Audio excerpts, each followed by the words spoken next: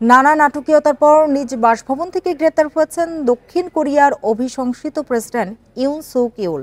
বুধবার নিরাপত্তা কর্মী এবং সমর্থকদের সংঘর্ষের পর তাকে গ্রেপ্তার করে দুর্নীতি বিরোধী তদন্তকারীরা। এ সময় তার বিরুদ্ধে হওয়া তদন্ত কার্যক্রমকে অবৈধ অভিহিত করেন ইউন। দুর্নীতি তদন্ত অফিসে তার জিজ্ঞাসাবাদ চলছে। ইউনের গ্রেপ্তার প্রতিক্রিয়াকে স্বাগত জানিয়েছে বিরোধী শিবির।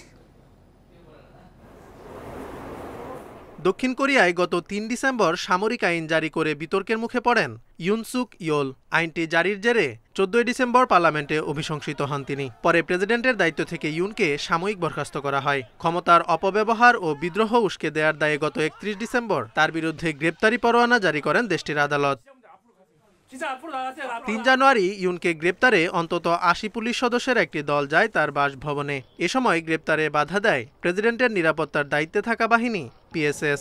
এছাড়া বাধা হয়ে দাঁড়ায় সেনা সদস্য ও ইউনের সমর্থকরা। এই অবস্থায় গ্রেপ্তার প্রচেষ্টা থেকে সরে আসেন তদন্তকারীরা। বুধবার ইউনকে গ্রেপ্তার করতে গিয়ে আবারও বাধার মুখে পড়েন দুর্নীতি বিরোধী তদন্তকারীরা। এ সময় নিরাপত্তা কর্মী এবং সমর্থকদের সাথে তাদের ঘণ্টাব্যাপী সংঘর্ষ চলে। এক পর্যায়ে তদন্তকারীদের সাথে যেতে রাজি হন ইউন।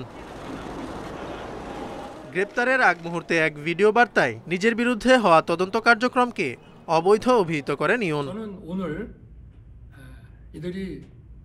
তদন্তটি অবৈধ হওয়া সত্ত্বেও আমি সিআইওর সামনে হাজির হওয়ার সিদ্ধান্ত নিয়েছি, যাতে কোনো অপ্রীতিকর ঘটনা না ঘটে। তবে এর অর্থ এই না যে আমি তাদের তদন্তের অনুমোদন দিচ্ছি। আমরা এখন অন্ধকার সময় পার করছি, তবে এই দেশের ভবিষ্যৎ আশাব্যঞ্জক। দেশবাসীকে বলবো, আপনারা ঐক্যবদ্ধ থাকুন।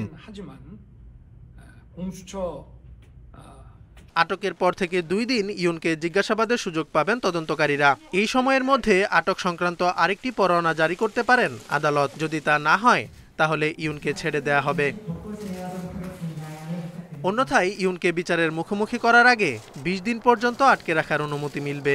এছাড়া একবার অভিযুক্ত হলে প্রসিকিউটররা ইউনকে আটকের অধীনে বিচারের জন্য আদালতকে অনুরোধ করতে পারবেন, যা ৬ মাস পর্যন্ত স্থায়ী হতে পারে। Zobayer Hussain, Independent news.